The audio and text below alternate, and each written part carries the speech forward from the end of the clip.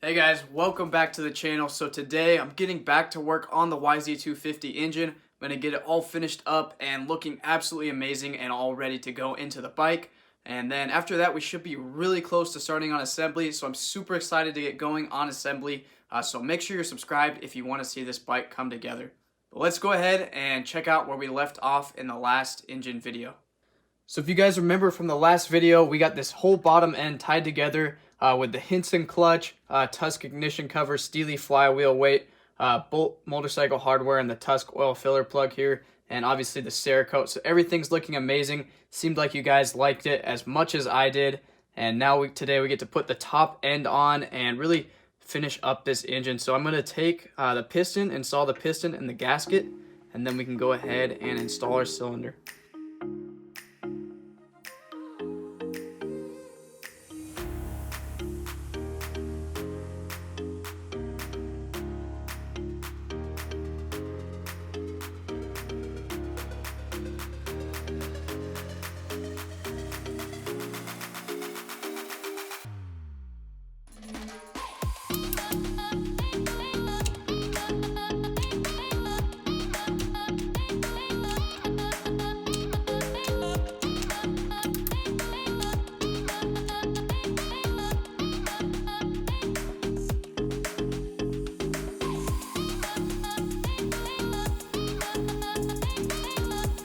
Alright, and the piston I'm going to be running on this engine is a Vertex piston. This comes with the wrench rabbit kit, that the crankshaft, the bearings, and the gaskets also came in that same kit. And if you guys are just looking to do a top end, I believe they have top end kits as well, or you can just go over to their website and buy a piston. I'll make sure to have that link down below because I do really like these pistons. Alright, and then first up, I'm going to go ahead, put in the wrist pin here, and make sure to have a good amount of assembly lube on this for the initial startup.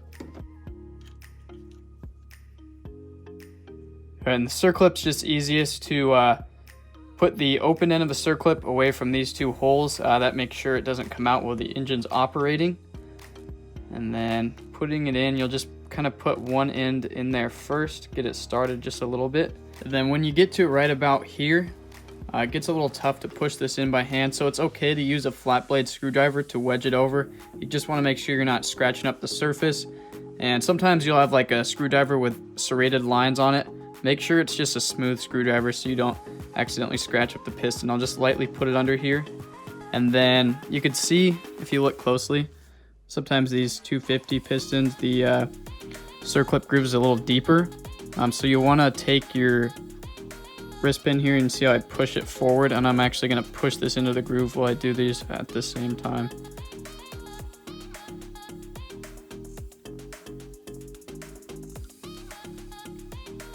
So now that the bottom part's seated, just gonna make sure we're in that groove all the way around here. And just give it a good look, and we're good to go. When I go to install the piston, I just wanna make sure this arrow is pointing towards the front or the exhaust side of the engine.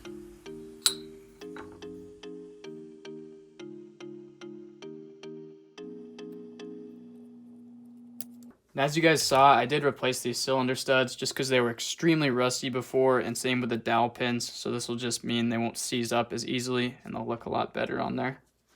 Alright guys, well now it is a time to install the cylinder. And as you can see, this cylinder looks so much more clean than it did before. So I sent this off to Millennium Technologies, if you remember, to get replated. But while it was there, part of the process that they do is actually vapor blasting it. And it looks almost identical to the Cerakote that I did, the satin aluminum Cerakote. So I don't need to Cerakote the cylinder. So I'm super happy about that. It's all ready to go. It looks awesome. They also service the power valve and get it all greased up for your season, all ready to go, and cleaned all the carbon out of. So super happy with everything on this cylinder. Actually, I've never worked with Millennium before, but this came back way above my expectations. So if you guys are needing anywhere to get your cylinder worked or your top end worked before the season, definitely check them out. I'll have them linked down below. They do porting as well. And if you look here in the cylinder, might be hard to tell, but they did replate it, and then they got perfect honing marks on there. So definitely happy with this. I'm going to go ahead and throw it on and see how good it looks on the engine. Actually, I almost forgot. I gotta put the rings on the piston before I install the cylinder, and then I'm just gonna lube it up with a little bit of 2-stroke oil.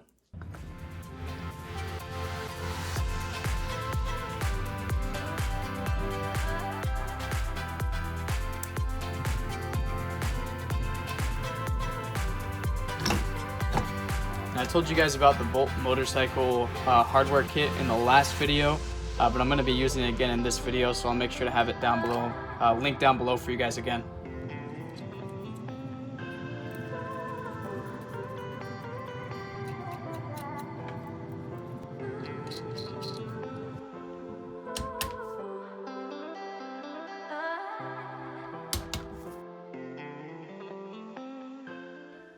Alright guys, well the next thing I'm going to do now that the cylinder's on here and everything is looking really good, I'm going to go ahead, take our power valve covers, and get them Cerakoted real quick.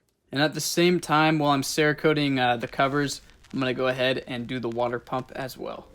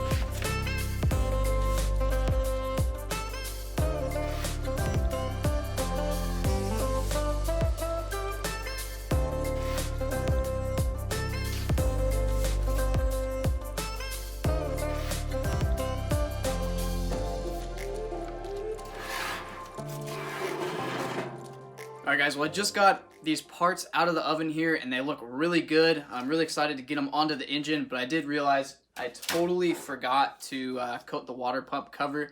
So I'm just going to hold off on coating this for now and then finish it up in a later video just because the Cerakote process takes a while. But for now, let's get all these parts onto the engine and see how awesome they look, and then I'll show you guys what I picked out for the head.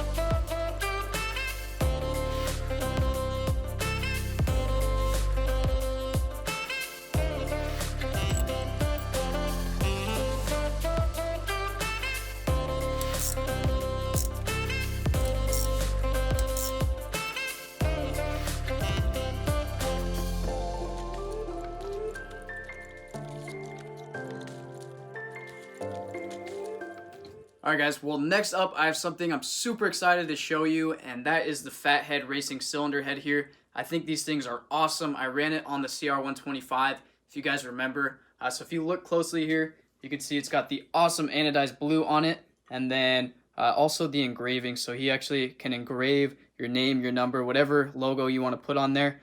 Just let him know and he could put that on there. I think there is a little bit extra charge to do it, but the big thing with these cylinder heads is you can actually interchange the domes in them to change the compression of your engine. I'm going to leave this one in here for now just because I want to start out with the stock, and then I'll mess around with it after I get the bike running. But I also have a higher compression one here as well that I can use. So you're going to get two when you order one of these. So two different compressions of your choice.